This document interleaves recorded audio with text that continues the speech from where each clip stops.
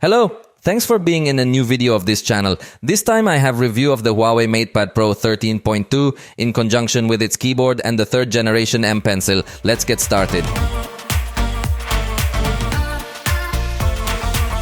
This is Huawei's current flagship tablet, so it has the best of the best. I can definitely anticipate that it has very interesting specifications, an excellent screen, and is excellent in many ways. Although the absence of Google may weigh on some users, but believe me that in tablets, Google is not missed as much as in cell phones. But in a moment, I will tell you more details of the experience you can have. For now, let me tell you its launch price, which in Mexico has been 19,999 pesos for the model of 256 gigabytes, that is approximately $865. Although remember that the prices here are not the same as over there, and at the time of the recording of this video, it's discounted because you know generally Huawei tends to apply a lot of discounts. So it's currently at 14,999 Mexican pesos, including the keyboard and also including the 3rd generation M Pencil, which is now not Bluetooth but it's Near-Link, a new technology that Huawei has released to reduce latency.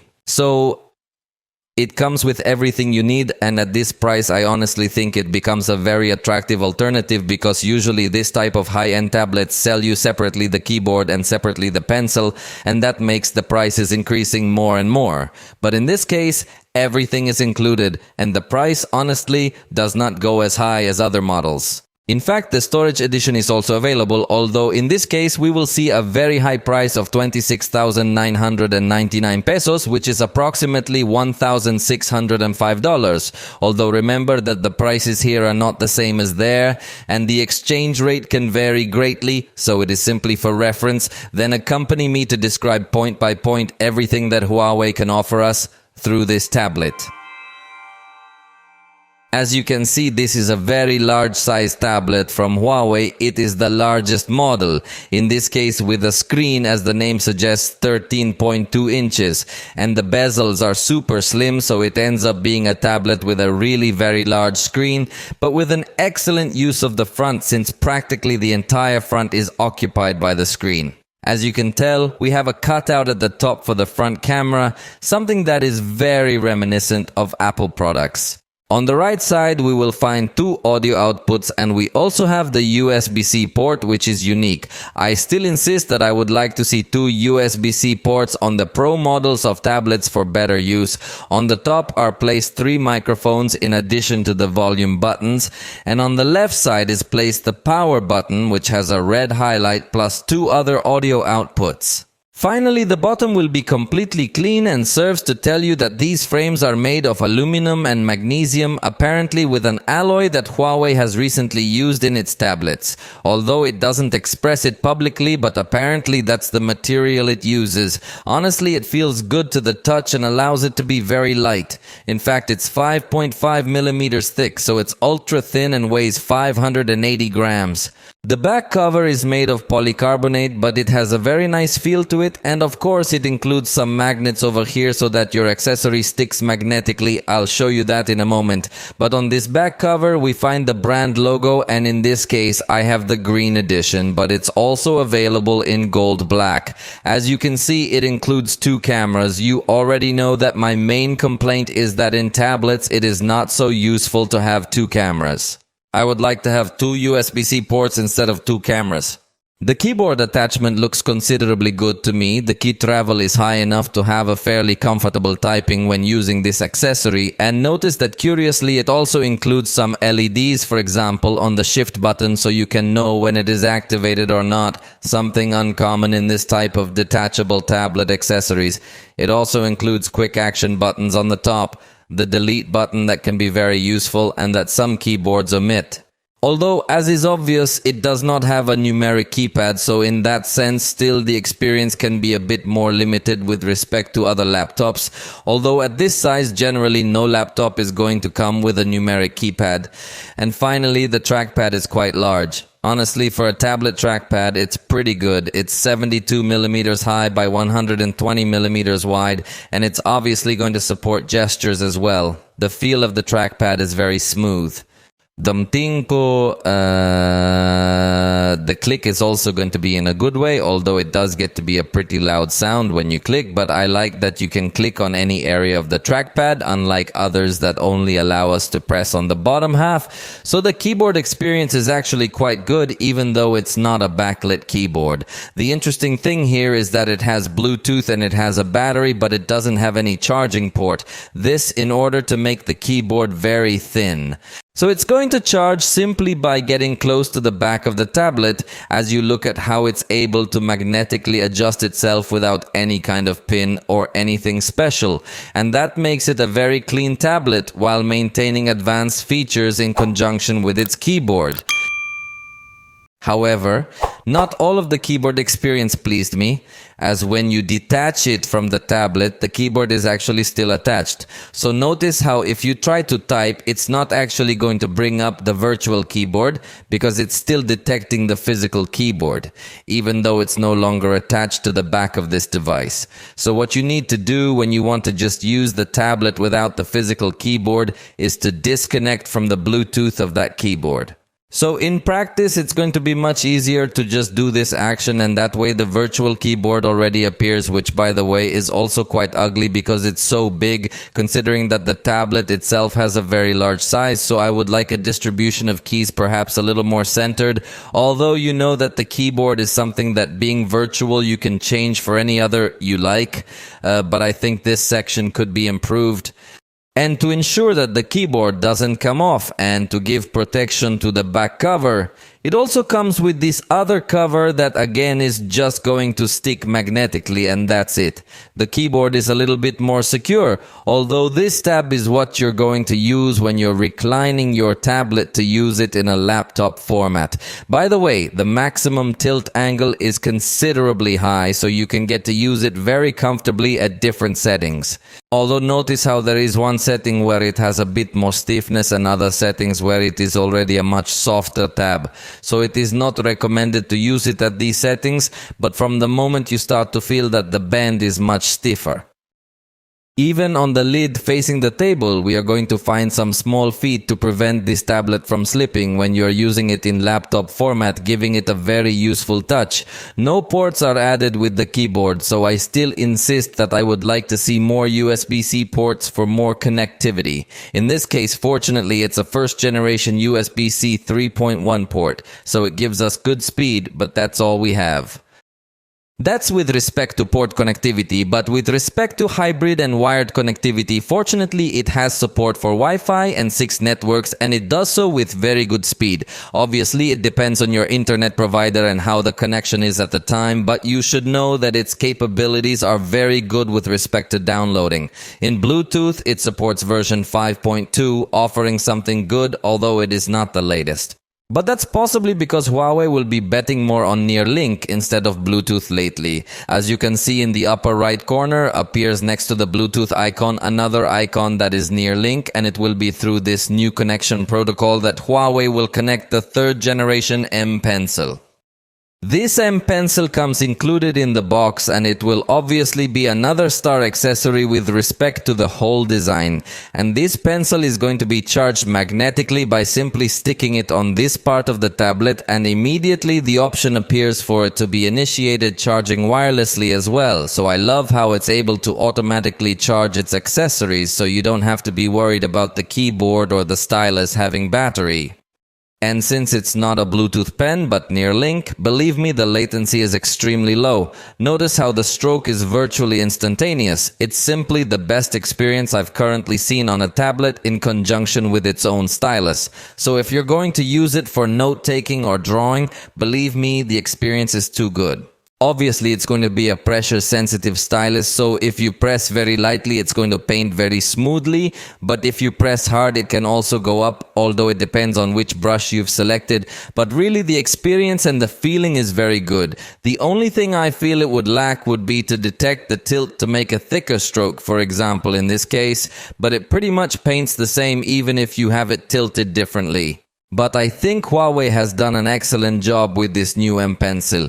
We'll see later on what tools you have when taking notes. But there's no doubt that with this tablet, Huawei has achieved a fairly high level of maturity, although I would honestly prefer the keyboard to have a much stronger magnetic absorption, as this keyboard can sometimes become detached sooner than expected when you're trying to use the tablet. It's not that constant, but I have encountered annoying moments where the keyboard detaches when I don't want it to. But I insist, Huawei has achieved a very mature product with this tablet at the design level. The screen will definitely also be spectacular. We are facing a 13.2-inch panel, very large for a tablet, and its resolution is 2880 by 1920 pixels.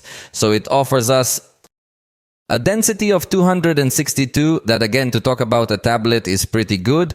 Visual, or also an ebook mode that can be in black and white to be able to have a more comfortable viewing of your content. We are also going to have some color calibrations. In fact, it has an option called natural tone that allows you to adjust the white color to the white color of the environment so that it looks much more similar and much more harmonious with all your work environment. This is an option that very few tablets integrate, so it should also be highlighted as an important point.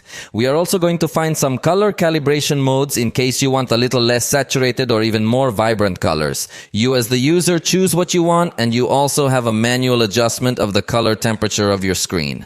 And as I anticipated, the refresh rate can be adjusted intelligently or manually. It's up to you as the user to choose what you prefer. As for the sound, it's going to be a complete show. There are 6 speakers in total, although they are distributed in 2 audio outputs, but believe me, it is the tablet that has given me the best sound of all those I have tested so far. It has very good bass presence, which is surprising in such a small tablet. Besides obviously having sound on both sides, we have an excellent stereo experience, and the volume is very high without generating distortions. So it is definitely something that I loved about this tablet that, as you can see, I am liking in many aspects. But what do you think if we listen to a small test, although remember that it is not the same to listen to it live?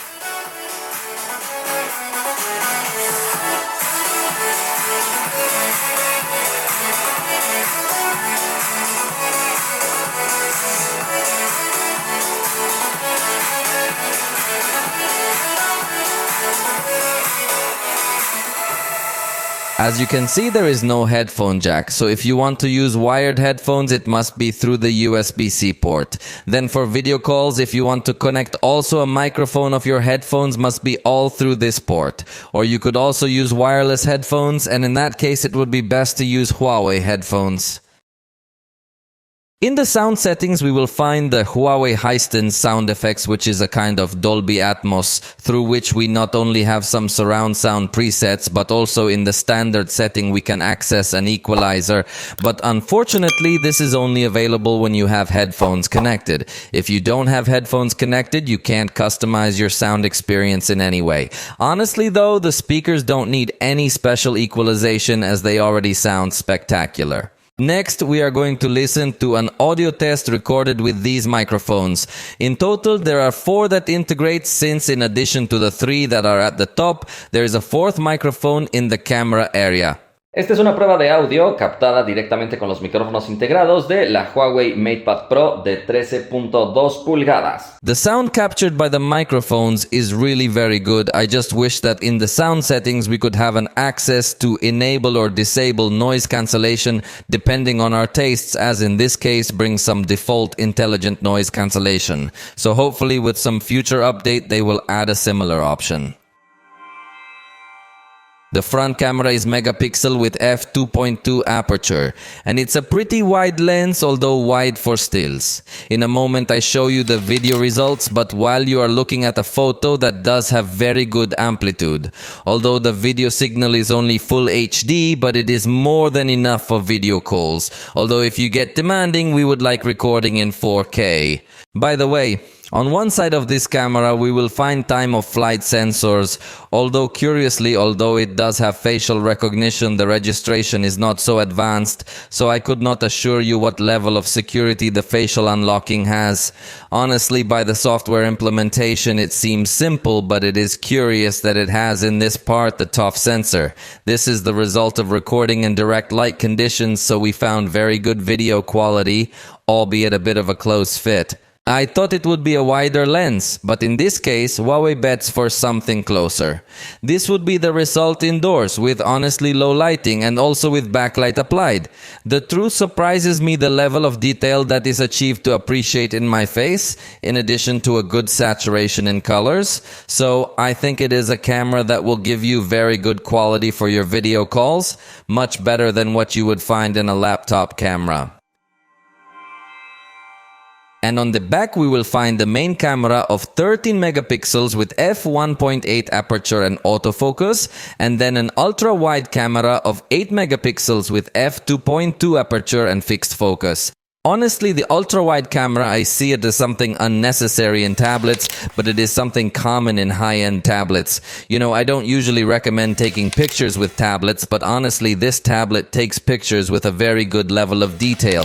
I was surprised how, despite taking pictures indoors, you have a very good performance, the picture looks super detailed, and in this case, it does record video in 4K, although we will find a video quality that is not very remarkable.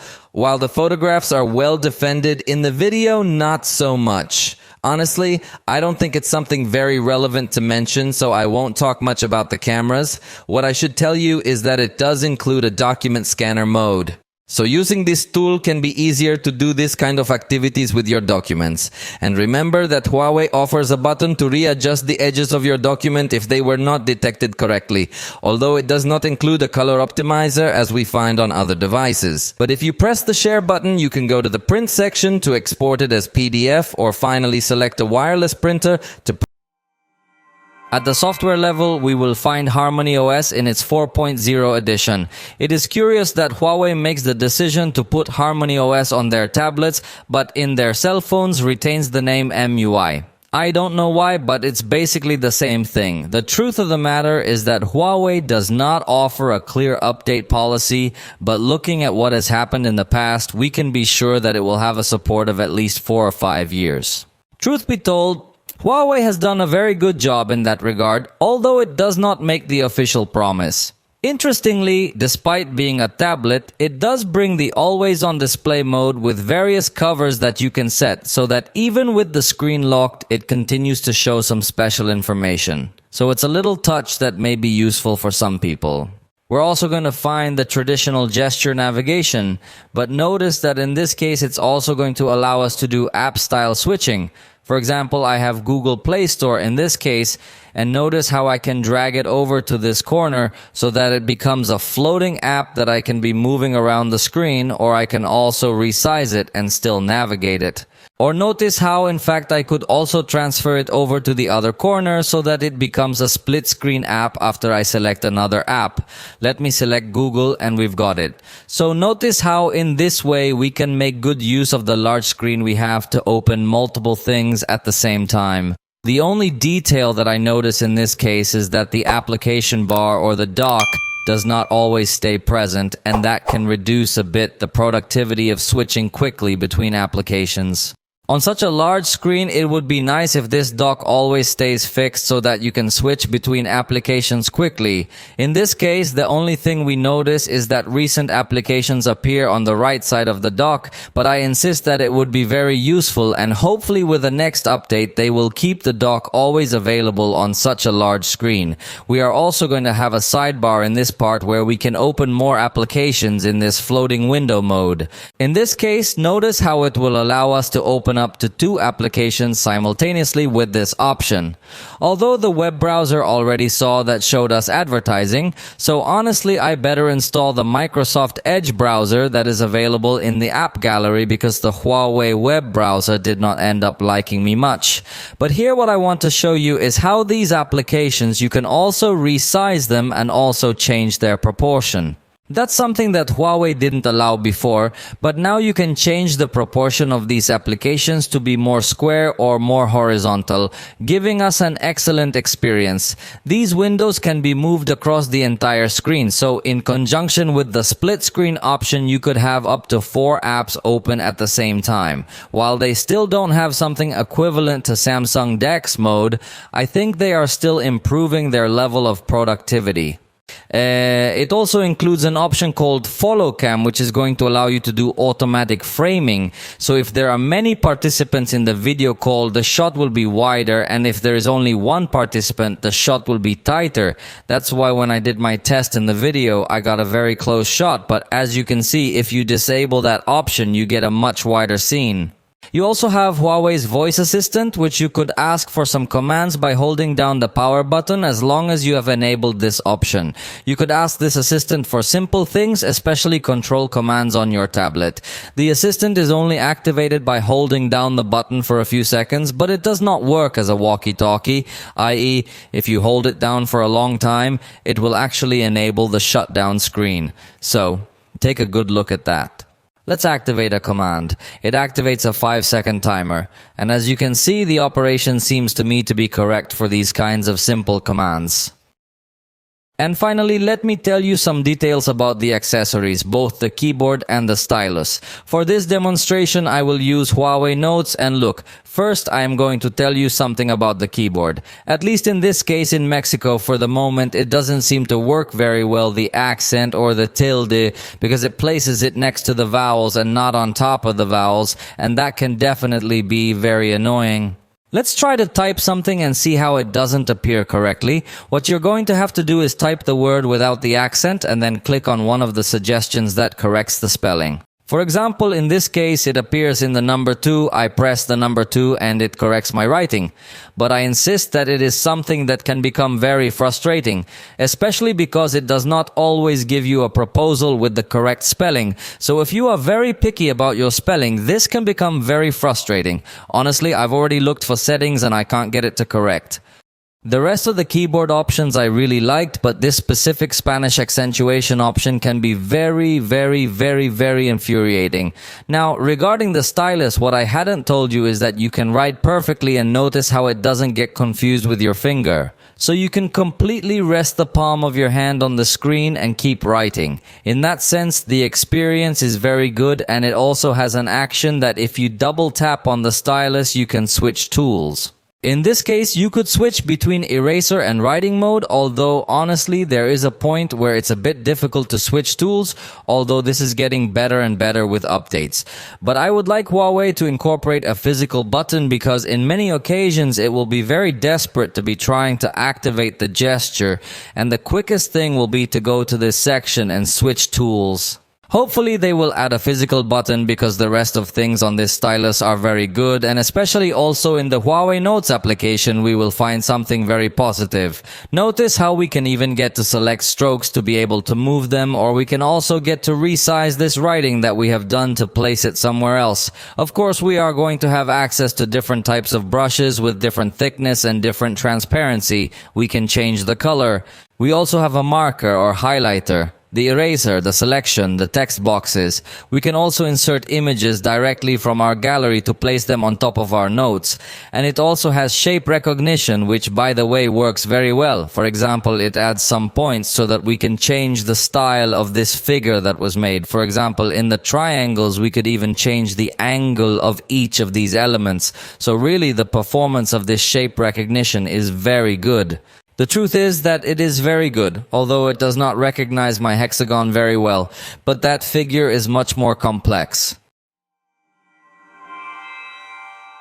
Regarding the ecosystem functions, you know that Huawei is an expert in this regard, so even on the keyboard brings a button to bring up the devices that have your same account and are close to you. For example, in this case, the Nova 11 Pro appears and I can just link it as simple as that. And notice how I can now have the collaboration between multiple screens so I can use this cell phone directly on my tablet. It's going to allow me to drag some pictures or images directly from the cell phone to the tablet in a very simple way. In this case, I dragged it to the main screen, but I could also drag it directly to a note and watch how it immediately goes to insert without further complication. In this case, I'm running the Notes app on the tablet and here the gallery from the cell phone. In fact, from Huawei Notes, I can put in an attachment. And notice how we also have the Super Hub, so we can drag things into this Super Hub and then we can click which items we want to transfer. So we simply select it, put pass, and notice how the devices will appear. And in this case, the Super Hub is going to be kind of like a clipboard that will appear available in this section, and notice how fast the transfer was. And here will appear the list of files that we have selected to synchronize with this sort of virtual clipboard. This way you can have quick access to documents or photos.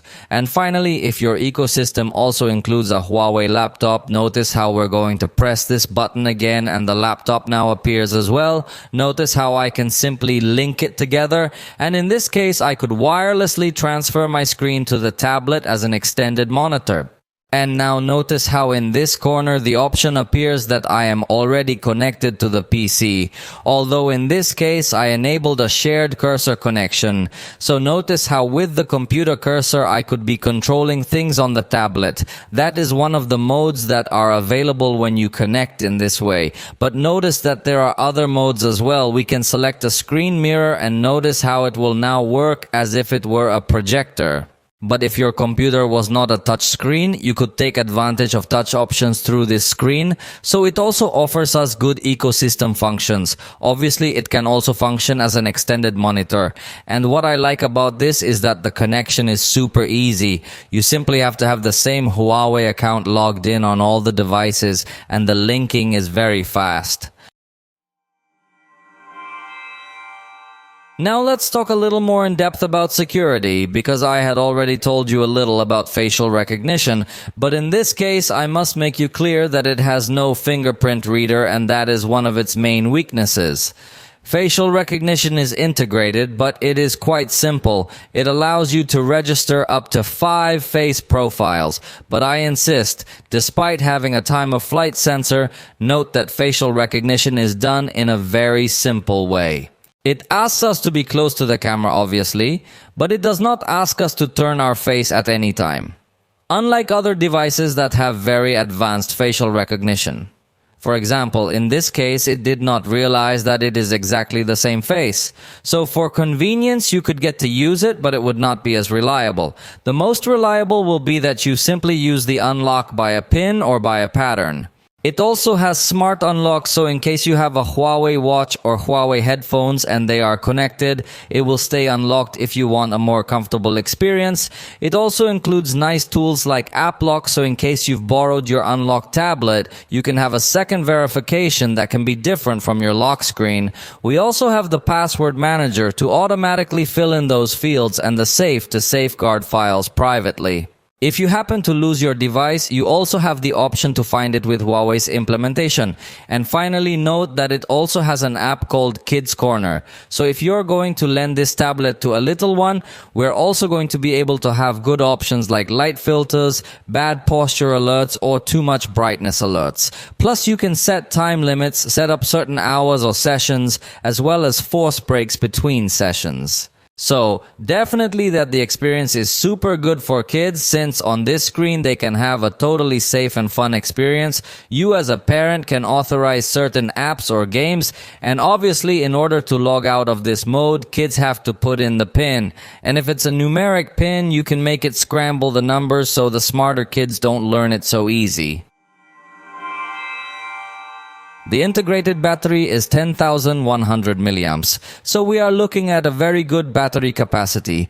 You know, I do various tests to more or less get an estimate of the battery life that it could achieve. And with this drainer in the foreground, it reached 4 hours and 52 minutes, which I think is a considerably good thing. It's a tablet that's really going to give you a lot of mileage out of its battery, considering that it gave almost 5 hours of completely heavy and aggressive use. And keeping this app running, but running in the background while watching videos, it lasted 6 hours. Also confirming that it has excellent background app management, so the battery is going to be outstanding on this device. It also includes the traditional saver mode that could help you extend the battery, although I feel that in this case it's not going to be as necessary. The charger, as you can see, is 88 watts and in this case is compatible with all Huawei devices. It includes USB-A and USB-C port, although they are not intended to be used at the same time, but it is somewhat convenient and comfortable that both ports are included. The charger isn't too big or too cumbersome. And note that it does include a battery status setting, where you can see how far the battery has degraded. It also has smart charging, so that if you are one of those users who leave their tablet charging all night, it can charge slowly to avoid battery deterioration, but it also has a custom charge limit. So if for some reason it is mandatory that you have the tablet always plugged into the current, you can tell it to charge only up to 70%, and thus the battery will be much more protected.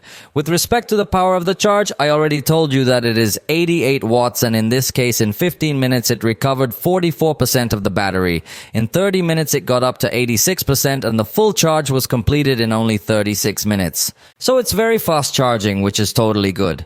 And if you combine that with a very good battery life, the whole experience becomes absolutely excellent.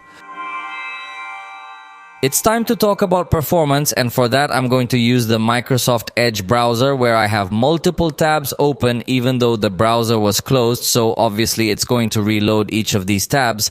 But I want to show you the loading speed of these pages, which is very good. While I tell you that it has the Kirin 9000W processor, a bit of a mysterious and strange addition, because Huawei doesn't usually share a lot of information about these new processors that it's using, but they really are very good power processors and very good capacity. They offer us 8 cores, and in this case 12 gigabytes of RAM in 256 or 512 gigabytes of storage versions. As you can see, running applications or web pages is going to be absolutely fine. I'm just finishing loading absolutely all of them so you can see how really good the performance can be. Notice I'm going to switch between them, and once they've loaded, the truth is the switching between all the tabs is going to be quite adequate. You don't see it freezing and you don't see it constantly reloading between these pages. I'm also going to open up some applications just to see for yourself how they perform. I'm going to open up a PowerPoint presentation here, and I'm also going to open up email through Gmail, which was installed by Gbox. We're also going to open up Google Play Store, which was also installed through Gbox, and we're going to open up Google Drive. So watch, we already have several applications open at this point. I'm going to open still some document in Word and one more document in Excel, so you can see how we now already have several applications open at the same time, and notice how it's still maintaining good performance. Obviously, it seems that the RAM management is completely good. Let's go back, for example, to the Edge browser that we had running, and it's still going on with all the applications, or in this case, the tabs open perfectly. So I think actually the performance is very good. It would help a lot, as I mentioned to you a while ago, to have the dock always available to switch between applications with much greater speed. But believe me, the performance that this tablet achieves without a doubt is absolutely great. Look, we have everything open and it keeps running. Simply that, by the nature of the operating system, if you could witness at some point a reboot of an application or a tab in the web browser, but it will not be so usual. Honestly, it seems that in this case, performance is going to be one of its strongest points, this in conjunction with its Kirin processor, so we have no doubt that the performance is very good. In this case, I'm going to do the video export test, but notice how it's compressing the clips before adding them. So it doesn't look like CapCut supports this processor very well, so let's give preference to using another video editor. In this case, we could use Filmora Go, which is available on App Gallery. Although, since I don't have a premium account, I'm not going to be able to export in 4K, so we're going to use Clip by Petal, which is Huawei's app, although apparently it's not optimized for tablets yet. That would be nice to really take advantage of the large space that we have on this tablet. But either way, it will allow us to edit video. So let me add these clips and notice how in this case it didn't do any compression. The main screen was not well optimized, but notice how when editing video we already have all the tools in this part taking good advantage of the big screen. Now we have our clips ready and everything is ready to export. Let's see how long it takes. Of course, we are going to export in 4K to give it a pretty complicated test. Now we're going to wait for this process to finish. And presto, it finally finished in about 36 seconds, showing that it's a good thing, although I don't think it's his specialty. In fact, anything to do with graphics processes on this processor is perhaps still not well optimized because its GPU is somewhat mysterious. And for example, when trying to install various games, it throws an error. Even though we have access to Google Play Store, notice how when I try to install some game, I get an error due to GPU incompatibility. It does not happen with all games, but a good catalog of games are not available due to these errors. However, you can get some games installed, especially those available in the app gallery. You have total certainty that they will work, but the catalog of the app gallery can honestly fall very short if you are looking for complex games, graphically speaking. Obviously, you have a good catalog of simple or casual games, but if you want something much more attractive in terms of effects and graphics, you're not going to find it here. In PUBG, by default, this game gives us HD graphics with a high frame rate. In this case, for testing, we turned it up to the highest possible, so we can find Ultra HDR graphics with ultra frame rate, or also in HDR graphics, we find extreme frame rate. So it's up to you as a user what you're going to play. We did a test on both configurations to see more or less what this processor was capable of. In addition, we enabled smoothing and some special filters to put a more complex test. With the maximum rate setting, the experience is definitely very stable. While it doesn't go to 100% stability, the truth is that the execution is going to be good without heating fluid. Although obviously this game is optimized for this processor since it is available in the app gallery and it did allow its installation without any complications. So you can enjoy this game on this device. With the extreme rate setting, you do notice the 60 frames per second quite fluid, so the performance is going to be very good.